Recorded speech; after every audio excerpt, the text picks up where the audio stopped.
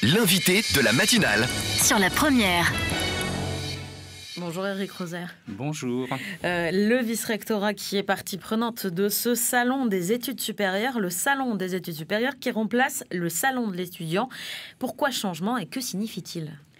Alors deux choses. Effectivement, le vice-rectorat, en lien avec l'Université de Nouvelle-Calédonie, est partenaire dans l'organisation de ce salon des études supérieures qui est financé par le gouvernement de la Nouvelle-Calédonie.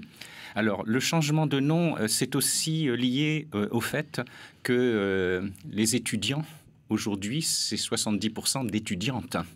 Et donc, on avait ce souci, si vous voulez, d'avoir un nom du salon qui ne soit pas au masculin. Et donc, alors on aurait pu l'appeler le salon des étudiants et des étudiantes. On a préféré le nommer salon des études supérieures. Et donc, ça ne change rien dans ce qui est à l'intérieur de ce salon et dans ce qu'on retrouvera sur ces différents stands ? Non, ça ne change absolument rien. C'est-à-dire, c'est un salon qui a pour vocation de permettre un parcours, un itinéraire dans le salon qui donne les réponses aux lycéens, les réponses aux questions qu'ils se posent sur leur devenir d'études supérieures. Pour autant, il y a pas mal de nouveautés pour cette édition 2020, notamment la présence à Bako, sur le nouveau campus, et au lycée des Îles à Lifou. Pourquoi ces externalisations ? Alors, on a souhaité effectivement que ce soit un salon, 3 provinces. On a cette préoccupation de l'égalité territoriale et de l'égalité d'accès à l'information, quel que soit le point du territoire. Ça vous avait été reproché ? Ça ne nous avait pas forcément été reproché, ça n'avait pas été forcément verbalisé, mais nous l'avions constaté. Nous avions constaté que parmi le public qui s'était présenté, il y avait des lycéens qui étaient absents parce que ça supposait pour l'établissement d'organiser, prenez le lycée de Michel Rocard ou encore le lycée de Poindimier, Antoine Kella, ça supposait d'organiser 4 heures de déplacement aller, 4 heures de déplacement retour et voire parfois la mobilisation de moyens financiers importants. Et donc on s'est dit avec le président de l'université qu'il était peut-être important d'amorcer cette idée d'avoir un salon finalement avec une réplique dans des sites clés comme le site de Bako, en plus il vient d'ouvrir, c'est la nouvelle antenne de l'université, mais aussi au lycée des Îles, le lycée qui est à Lifou, une réplique qui soit à la fois avec des acteurs en présentiel, c'est-à-dire il y a des représentants de l'université, il y a des psychologues de l'éducation nationale chargés de l'orientation qui seront en charge d'animer ces sites, mais également surtout des liens numériques et donc des échanges directs possibles avec les exposants du salon. En fait, nous avons cette vocation de commencer à réfléchir à un salon qui pourrait être en grande partie virtuel, dématérialisé, tout en permettant ce lien humain qui est essentiel dans cette manifestation. Et un salon itinérant, parce que là, il y a une journée avec des intervenants, mais pas tout le monde. Un salon itinérant qui irait dans les lycées pour être au plus près des lycéens calédoniens. C'est quelque chose qui pourrait être envisagé ? C'est une idée. C'est une idée. Écoutez, là, actuellement, on est parti sur celle qui consiste à trouver le juste milieu de pouvoir répondre en proximité aux étudiants. Et donc, on a imaginé ce scénario, alors nouveau, on en tirera les leçons, mais les exposants que nous avions réunis il y a 1 mois et demi se sont pris au jeu, c'est-à-dire ont chacun cherché comment témoigner de leur présence à Bako ou au lycée des Îles, alors même qu'ils sont physiquement sur le site de l'Université de Nouvelle-Calédonie. Et concrètement, sous quelle forme ça va se présenter pour les lycéens des Îles et du Nord ? Alors ça va se présenter sous la forme qu'il y aura déjà eu de leur part une préparation avec leurs professeurs principaux, donc des questions qu'ils auront préparées. Il y aura des vidéos qui auront été préparées par les différentes offres de formation et donc à la fois donc une possibilité de circuler, mais virtuellement par le biais du numérique, mais aussi par des échanges en direct que nous avons organisés. Pour le plus gros du salon des études supérieures, ça se passe donc à Nouville sur le campus de l'université à partir d'aujourd'hui et demain toute la journée. Que vont retrouver les étudiants sur le salon ? Alors c'est un salon où ils vont retrouver déjà la première des entrées, c'est le village de l'orientation. On a souhaité que l'on aille dans ce salon avec déjà des questions. Et donc les lycéens vont finalement être amenés à bien imaginer les questions qu'ils se posent avant de parcourir ce salon de façon organisée. Donc entrée par le village de l'orientation. Il y a aussi un espace d'ailleurs avec des bornes sur laquelle ils pourront aussi eux-mêmes consulter des vidéos qui ont été préparées. Et puis ensuite, il y a aussi dans ce salon la préoccupation de l'accompagnement de la vie étudiante, parce que derrière l'entrée dans la vie étudiante, il y a la question matérielle, il y a la question financière des bourses, et donc notamment les bourses d'État, les bourses complémentaires des provinces. Et donc il y aura cet espace-là qui permettra de répondre aussi aux questions matérielles, aux préoccupations de la vie étudiante. À 7h07, vous êtes bien sur la première. L'invité de la matinale, je le rappelle, ce matin, nous sommes avec Éric Roser, vice-recteur et directeur des enseignements de Nouvelle-Calédonie. Le standard est ouvert. Vous pouvez dès à présent poser toutes vos questions au 258 258. Charlotte Mestre. Éric Roser, si jamais on force le trait quand on est lycéen, souvent quand on nous dit « mais qu'est-ce que tu veux faire ?» et qu'on ne sait pas, et le conseiller d'orientation, si tu veux pas savoir ce que tu fais, eh ben va le voir, de toute façon tu n'auras aucune réponse. Comment vous arrivez à tordre le cou à cette idée qui est quand même pas mal ancrée? Alors l'idée est pas mal ancrée, mais elle est un peu éloignée tout de même de la réalité. Le processus d'orientation est un processus long. C'est une maturation progressive vers une projection d'avenir. Et on se projette dans son avenir comment dirais-je, en y réfléchissant, en ayant des occasions de cerner ses aspirations, ce que l'on avait envie de faire. Et je crois que c'est d'ailleurs la première des choses, la première des entrées en orientation, c'est de cerner ce qu'on a envie de faire, les affinités que l'on a avec des domaines d'études ou avec des domaines professionnels. Alors, ça commence très en amont, l'orientation, et on essaye de bâtir un parcours qui construit progressivement cette orientation. Il y a une première étape d'ailleurs entre la troisième et la seconde qui a fait l'objet déjà d'une première réflexion, et c'est accompagné à la fois et principalement d'ailleurs par les professeurs principaux.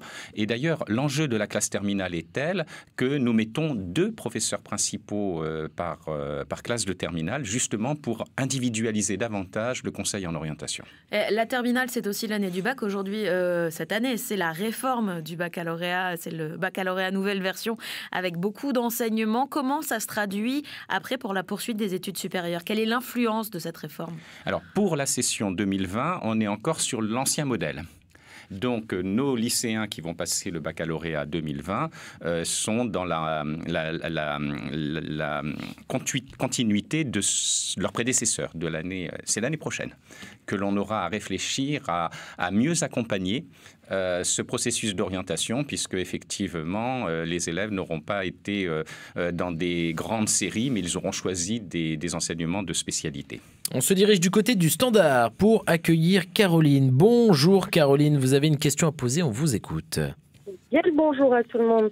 Moi, c'est une réflexion personnelle. Je me demande pourquoi on continue à envoyer des Calédoniens en métropole pour la poursuite d'études supérieures en ingénieur, en géologie, en mine, orientés sur la France, alors qu'on a l'Australie juste à côté et qui, eux, sont vraiment des experts dans le domaine.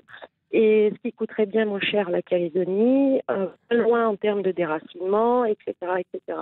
Merci à vous et bonne continuation. Merci Caroline. Éric Roser, la pertinence des formations en Nouvelle-Calédonie pour des sujets aussi techniques. Comment est réfléchi justement comment sont réfléchies ces offres? Alors, l'offre de formation de l'université, effectivement, appartient à l'université. Il y a des études qui sont générales, licence, master. Il y a aussi des diplômes universitaires de l'Université de Nouvelle-Calédonie qui sont réfléchis, eux, en quelque sorte, en réponse au contexte et au domaine économique. Donc, il y a effectivement des diplômes universitaires, mais peut-être pas celui de notre auditrice.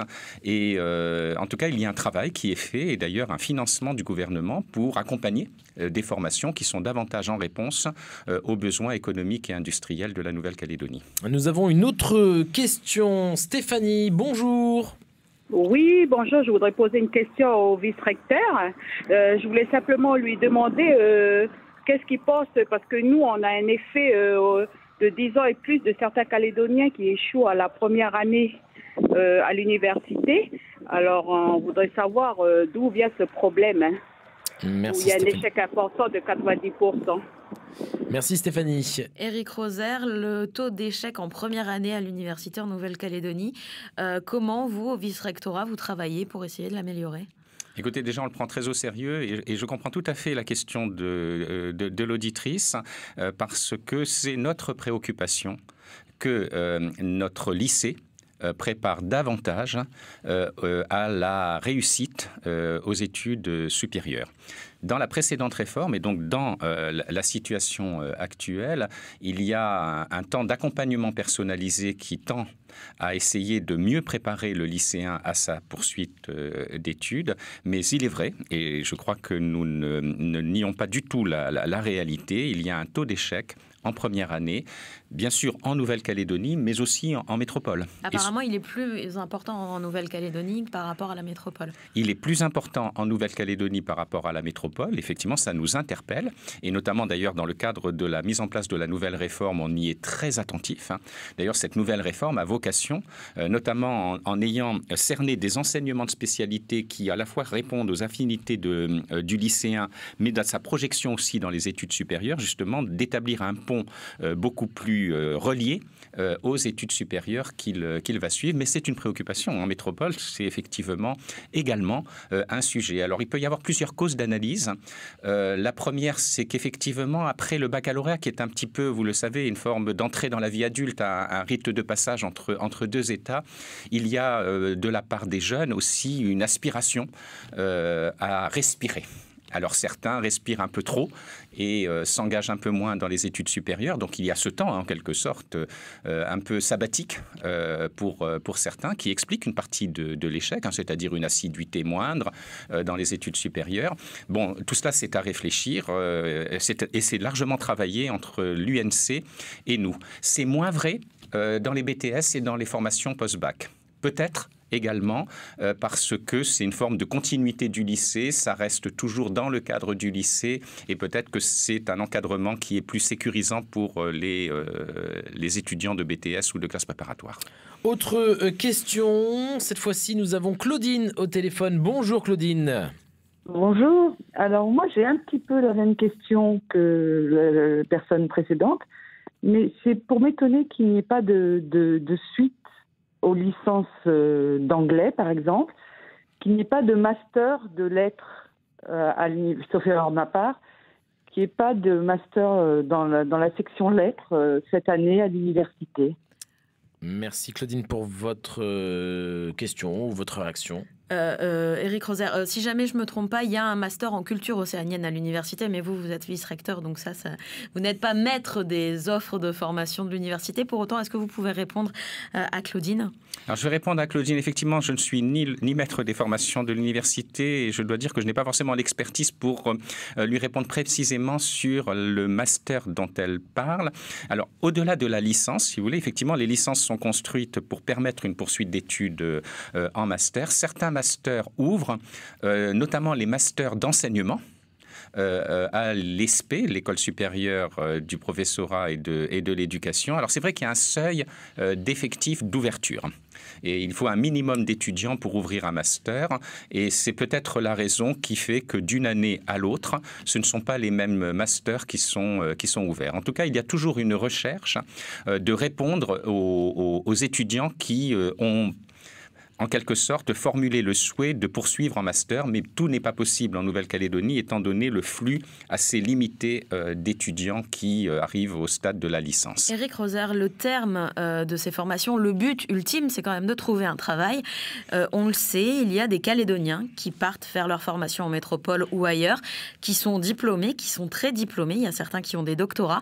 Et pour autant, quand ils reviennent, ils n'ont pas de travail ou ils galèrent à trouver des travails. Comment on l'explique et comment vous travaillez, aussi bien le vice-rectorat que l'université, pour éviter ça? Alors, il y a deux aspects de la question que vous formulez. Le premier, c'est que, d'une part, il faut savoir que plus on a un niveau de qualification élevé et plus on a de capacité à trouver un emploi au niveau correspondant.